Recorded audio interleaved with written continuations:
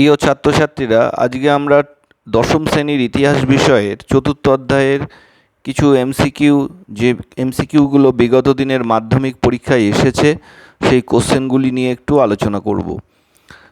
তোমাদের যদি আমার এই চ্যানেলটা ভালো লেগে থাকে তোমরা অতি অবশ্যই সাবস্ক্রাইব করবে। সকলকে ধন্যবাদ।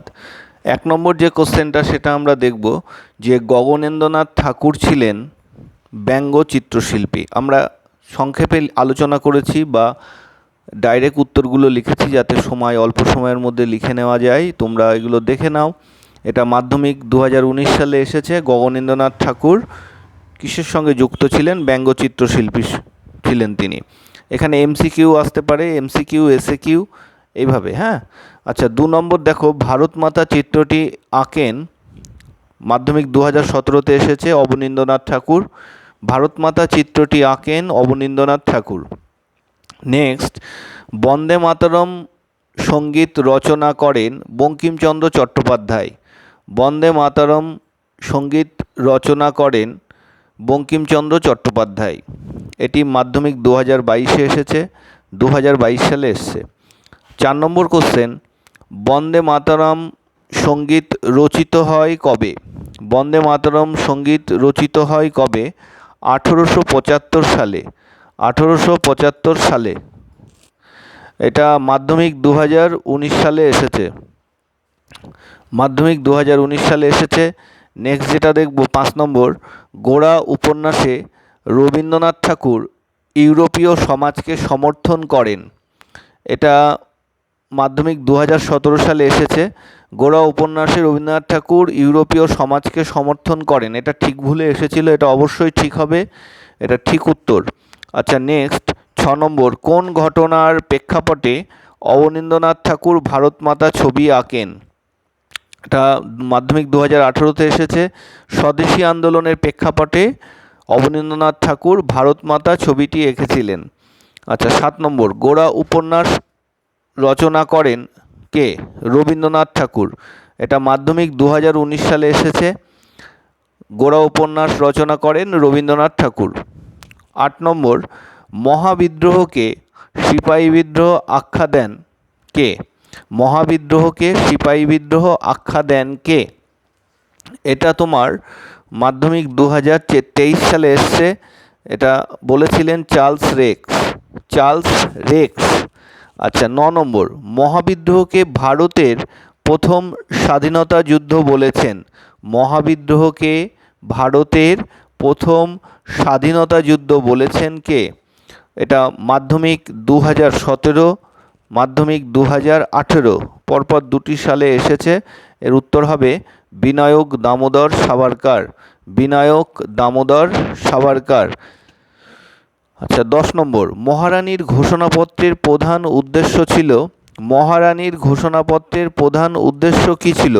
উত্তর হবে ভারতবাসীর আনুগত্য অর্জন। উত্তর হবে ভারতবাসীর আনুগত্য অর্জন।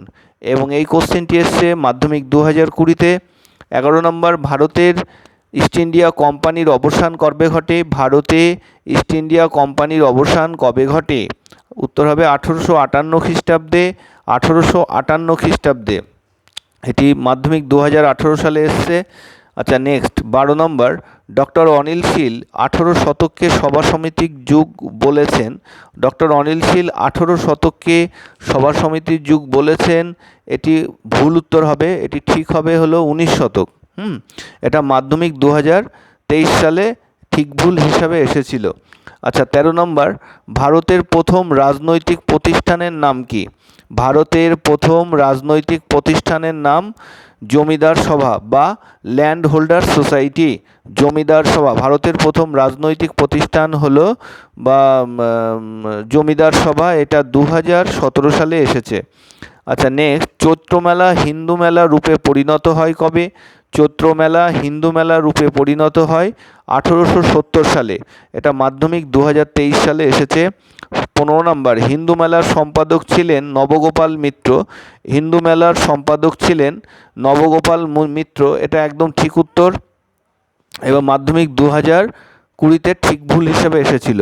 16 নম্বর, ল্যান্ড হোল্ডার সোসাইটি বা জমিদার সভা সভাপতি ছিলেন কে? ল্যান্ড হোল্ডার সোসাইটি বা জমিদার সভার সভাপতি কে ছিলেন? উত্তর হবে রাজা রাধাকান্ত দেব। রাজা রাধাকান্ত দেব। 17 নম্বর, রাষ্ট্রগুরু নামে পরিচিত ছিলেন কে?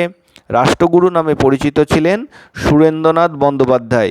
রাষ্ট্রগুরু নামে পরিচিত ছিলেন সুরেন্দ্রনাথ বন্দ্যোপাধ্যায়। এটা মাধ্যমিক 2022 সালে এসেছে। এটা মাধ্যমিক 2022 সালে এসেছে। নেক্সট, আজকে শেষ কোশ্চেন, যে আনন্দমোহন বসু, 18 নম্বর, আনন্দমোহন বসু ছিলেন ভারত সভার প্রতিষ্ঠাতা। এটা মাধ্যমিক 2022 এসছে। আনন্দমোহন বসু ছিলেন ভারত সভার প্রতিষ্ঠাতা। ঠিক ভুল হিসাবে এসেছিল, এটা অবশ্যই ভুল। এর ঠিক উত্তর হবে হলো সুরেন্দ্রনাথ বন্দ্যোপাধ্যায়।